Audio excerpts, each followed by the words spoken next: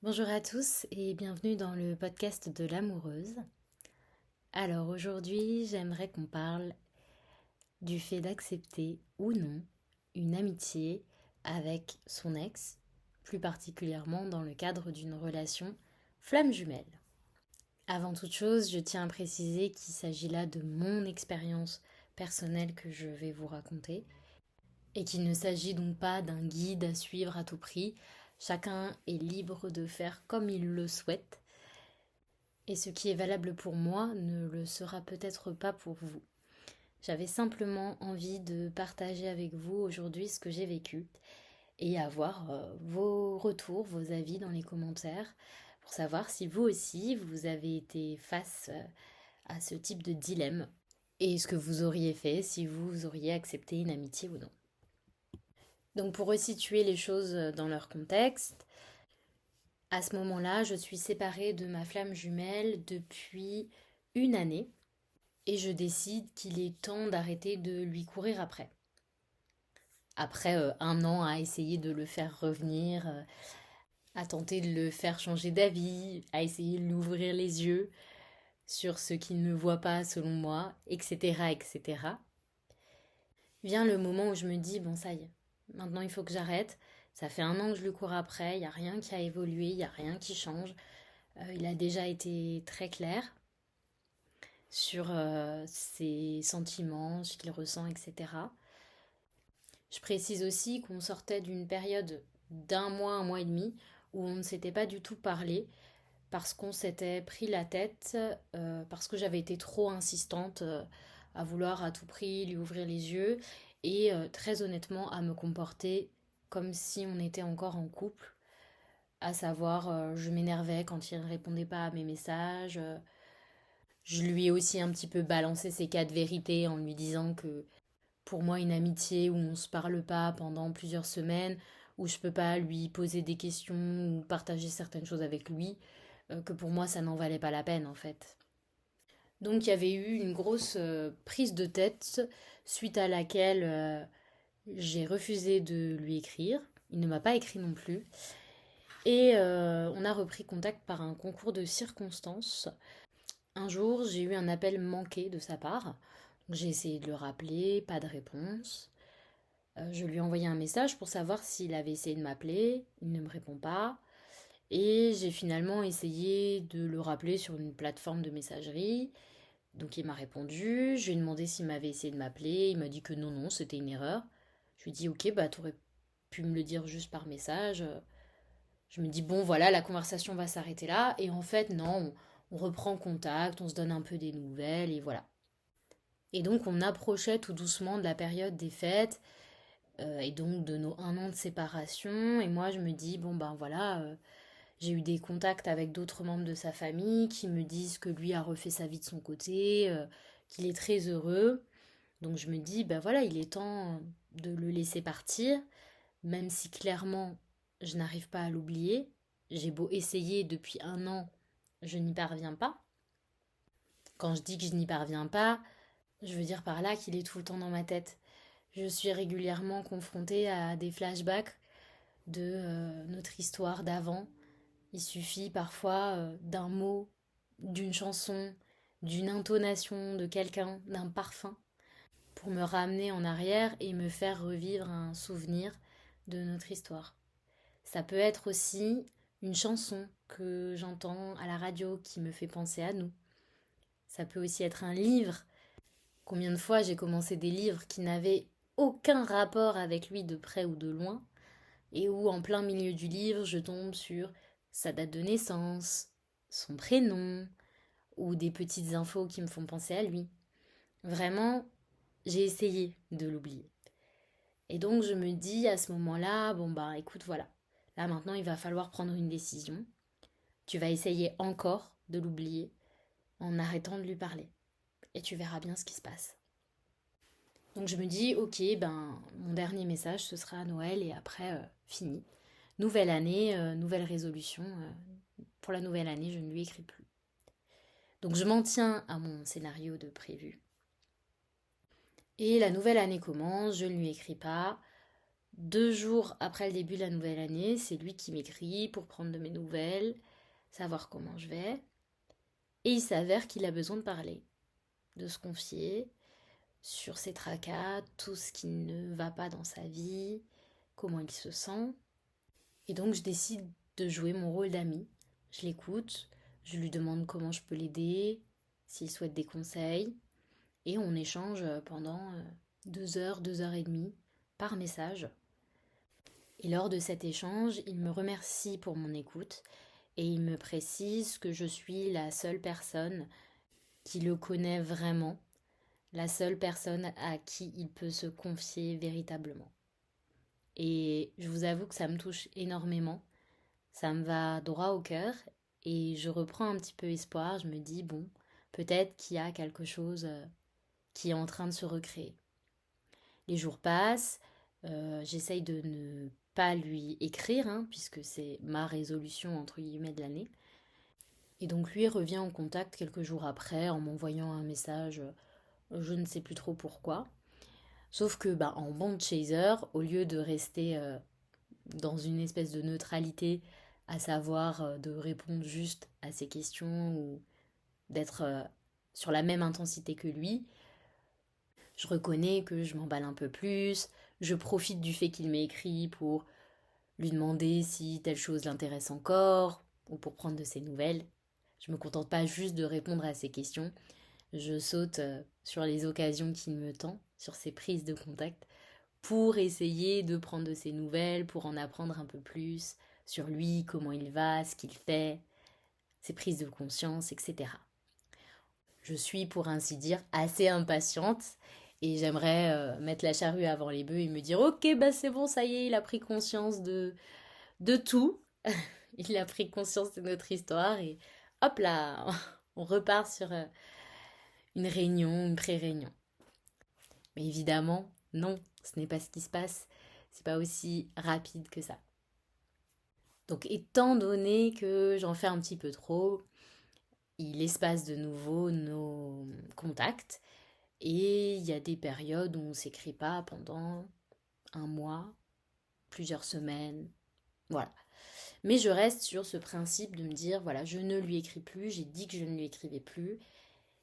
Et finalement, je me mets dans une situation où en fait, j'attends ses contacts. Alors, il peut se passer plusieurs semaines sans qu'il m'écrive. La plupart du temps, je le vis bien. Mais il y a un moment donné, généralement au bout de 2, 3 semaines, où je commence à me dire, bon, est-ce qu'il va m'écrire? Est-ce qu'il va prendre des nouvelles? Etc. Donc, je suis finalement dans une espèce d'attente de quelque chose de sa part. Et donc, les semaines passent comme ça. Et puis, sans même vraiment m'en rendre compte ou le vouloir, je prends de la distance avec lui. Pas parce que je l'aime plus, mais parce que j'essaye de me détacher de cette attente que j'ai envers lui. Parce que j'essaye d'être juste une amie. J'essaye d'agir avec lui comme j'agirais avec n'importe lequel de mes amis. Et cette prise de distance, elle provoque chez lui une réaction. En fait, on ne s'est pas écrit pendant quelques semaines et il m'envoie un message pour savoir comment je vais. Je ne lui réponds pas sur le moment parce que je suis occupée et chose exceptionnelle, finalement, je fais autre chose et encore autre chose et puis la journée passe, la soirée passe. Je me réveille le lendemain, je me dis, mince, je lui ai toujours pas répondu. Ouais, bon, qu'est-ce que je lui dis? Je sais pas. En même temps, je commence à être un peu lasse des salut, ça va? Oui, et toi? Oui. Et voilà, à peu de choses près, nos discussions depuis quelques semaines, c'est ça. C'est salut, ça va? Oui, et toi? Oui. Des fois, il y a un quoi de neuf, mais ça rime pas à grand-chose pour moi. Je me dis que ça m'apporte pas grand-chose. Donc je réfléchis un peu à qu'est-ce que je lui dis, je lui réponds pas, je sais pas. Et à ce moment-là, lui revient vers moi en me renvoyant un message, en me demandant si on peut s'appeler, qu'il aimerait bien avoir de mes nouvelles. Et à ce moment-là, à nouveau, le chaser en moi se réveille et se dit ah ah ah, trop bien, trop chouette, ça y est, ça bouge, c'est génial, il est revenu, ok, c'est cool et tout, on convient d'un moment où on s'appelle. Et donc, on reprend les conversations téléphoniques. Chaque fois qu'on s'est au téléphone, 1 heure passe en 5 minutes. Ça file très très vite, on a plein de choses à se raconter, et je pourrais rester des heures au téléphone avec lui. Et donc finalement, c'est un petit peu comme si on faisait le chemin inverse de notre séparation. J'entends par là que quand on s'est séparés, au début on s'appelait encore toutes les semaines, plusieurs fois par semaine. Petit à petit on a espacé, puis à un moment donné on a arrêté de s'appeler, on s'est envoyé des messages, on ne s'est plus parlé pendant une petite période. Et là on est en train de faire tout le chemin inverse. On a recommencé par des messages, puis un peu plus, puis des appels. Et je me dis, bon bah voilà, ça y est, je suis en phase de pré-réunion, je suis en phase de retrouvailles. Super quoi, on est en train de refaire tout le chemin à l'envers. Sauf que ce n'est pas le cas. Et donc, ces échanges continuent, effectivement. On s'appelle peut-être une fois par mois ou une fois tous les mois et demi. Mais à un moment donné, je commence à me poser la question de quelle est ma place là-dedans. Lors de nos échanges, on ne se parle pas du tout d'amour, il n'est pas du tout question de déclaration ou de retour de flamme, pour faire un petit clin d'œil au parcours. C'est vraiment comme une amitié. Et donc, chemin faisant, je commence à me dire, mais en fait, est-ce que c'est vraiment ce que tu veux, une amitié avec lui? Bien évidemment, non, je souhaite bien plus que ça avec lui. Et donc, je me questionne, je tergiverse pendant plusieurs semaines, euh, quelques mois, où je commence à me dire, bon ben, peut-être qu'il va falloir y mettre un terme, parce que c'est pas ce que tu souhaites, c'est pas aligné. Toi, ce que tu veux, c'est une histoire d'amour avec lui. Et lui, il t'offre une histoire d'amitié. Donc, est-ce que tu acceptes ça? Et donc, pendant un certain temps, je me questionne, je retourne ça dans tous les sens. Il y a une partie de moi qui se dit, bah ouais, mais une amitié, c'est mieux que rien. J'ai pas envie de le perdre. Ça me fait vraiment très mal au cœur de me dire que je vais peut-être le perdre et que je vais peut-être stopper tous nos contacts. J'en ai vraiment pas envie au fond de mon cœur. Et d'un autre côté, il y a l'autre voix qui dit, ben oui, mais tu veux pas d'une amitié, c'est parce que tu veux. Tu veux une histoire d'amour. Et l'autre partie lui répond, bah oui, mais peut-être que ça va venir.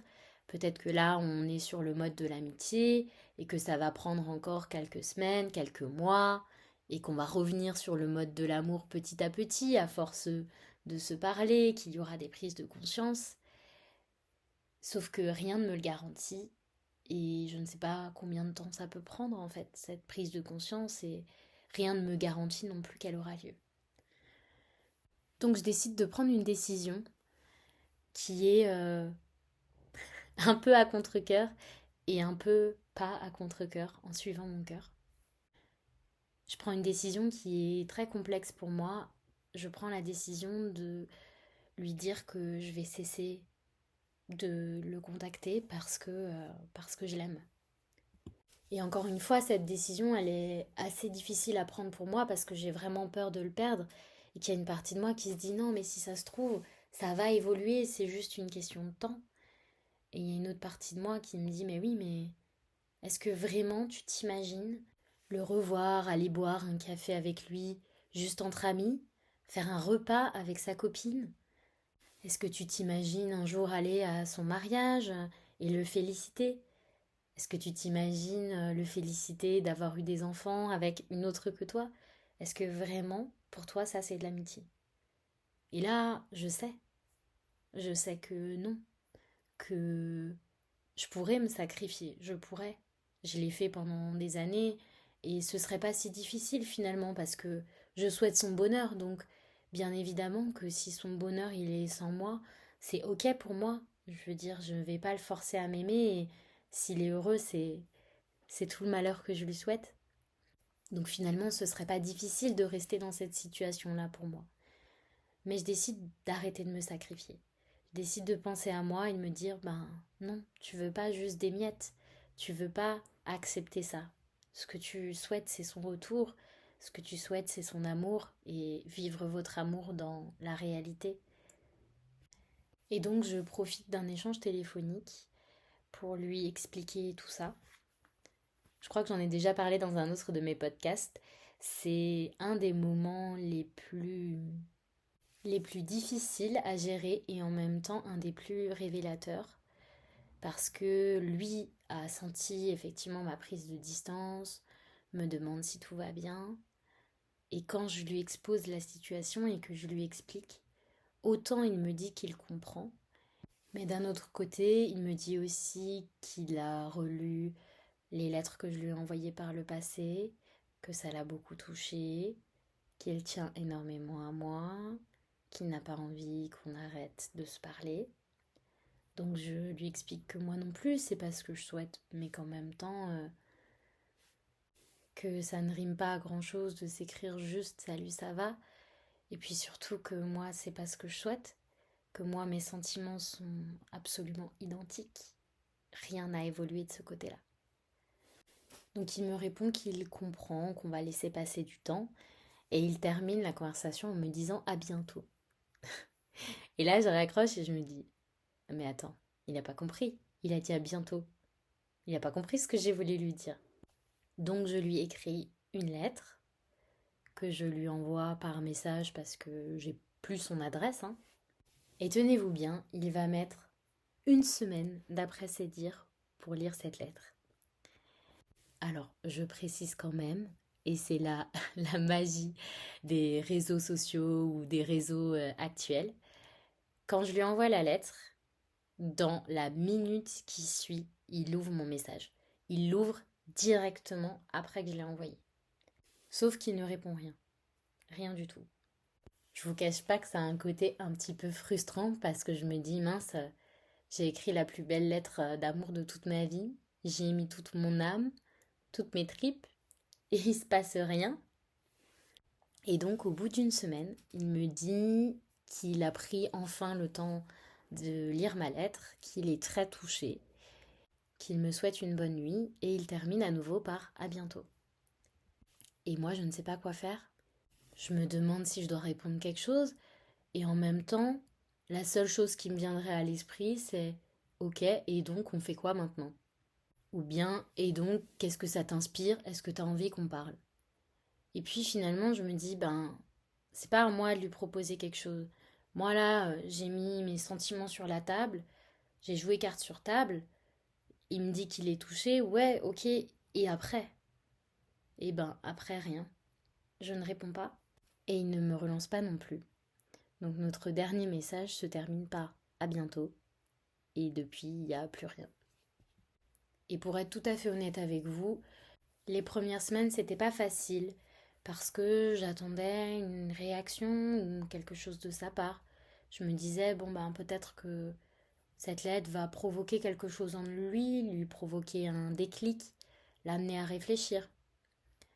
Et puis au bout de quelques semaines, j'ai compris que ça n'arriverait pas. Donc les semaines suivantes ont été plutôt faciles à vivre. J'ai essayé de m'occuper, bien m'occuper. Et petit à petit, comme ça, il y a 1 mois, 2 mois, 3 mois qui sont passés. Et puis est venu le moment de mon anniversaire où j'attendais vraiment un signe de sa part, un message, où je me suis dit, bon ben voilà, il va m'écrire, il va me dire au moins quelque chose. Les derniers mots qu'il m'a dit, c'est à bientôt. Donc il va au moins m'envoyer un message. Et il n'y a rien eu. Et ça m'a beaucoup touchée. Et je vous assure que j'ai dû vraiment me retenir de ne pas lui envoyer un message. Donc ça y est, tu m'as déjà oublié. Parce que c'est vraiment ce que j'ai ressenti. Je me suis dit, ok, bah voilà. Ça y est, lui, il a tourné la page. Lui, il continue sa vie, il m'a oublié. Alors que moi, j'y arrive pas. Alors que de mon côté, il est toujours dans un coin de ma tête. Et même si aujourd'hui, j'accepte que les souvenirs soient là, j'arrête de lutter contre mes souvenirs et j'essaye de les accepter au moment où ils arrivent. Eh bien, ils restent malgré tout dans ma tête, tout le temps. Donc finalement, ce que j'ai provoqué, c'est une période de silence, une période d'arrêt. C'est la plus longue période de silence qu'on ait jamais vécue. puisque ça fait plusieurs mois maintenant que j'ai plus de ses nouvelles. Et donc, le positif, c'est que je ne suis plus dans une attente vis-à-vis de lui, étant donné qu'il n'est pas revenu au contact ni pour mon anniversaire, ni pour des fêtes de fin d'année. Je me dis que voilà, ça y est, il reviendra un jour peut-être, mais que je suis plus dans cette attente qu'il revienne. De l'autre, c'est vrai que j'aimerais avoir de ses nouvelles. J'aurais envie qu'il revienne vers moi, tout simplement. Ne serait-ce qu'avoir des nouvelles pour savoir s'il va bien, tout simplement. Parce que c'est l'homme que j'aime le plus au monde, donc j'ai envie de lui souhaiter le meilleur. Et j'ai envie d'être sûre qu'il va bien. Mais cette période de silence, elle me permet aussi de me concentrer sur moi, sur mes objectifs et mes projets. Et qui sait, peut-être qu'un jour, je l'espère, il reviendra vers moi. Pour être totalement transparente avec vous, il y a encore des moments où je me demande si j'ai pris la bonne décision, si j'ai bien fait de stopper tout contact avec lui, ou bien si j'aurais dû attendre encore. Je me demande aussi parfois si je devrais reprendre contact avec lui, lui écrire, et en même temps, d'un autre côté, je me dis pour lui dire quoi? Il sait quels sont mes sentiments pour lui, et il se doute bien que mes sentiments ne vont pas changer. Et si lui, de son côté, ça n'a pas évolué, c'est tout simplement pour cette raison qu'il ne m'écrit pas. Donc voilà où j'en suis. Je me pose encore un peu parfois des questions. En tout cas, j'étais très heureuse de partager ce petit morceau de mon histoire avec vous. Je serais ravie d'échanger avec vous dans les commentaires pour savoir si vous aussi, vous avez déjà vécu ce type de situation où vous avez dû vous positionner, que ce soit vis-à-vis d'un ex ou de votre flamme jumelle. N'hésitez pas à me dire ce que vous en pensez, si vous auriez pris la même décision à ma place, ou bien si vous avez fait autrement, et à venir partager avec moi tout simplement votre parcours.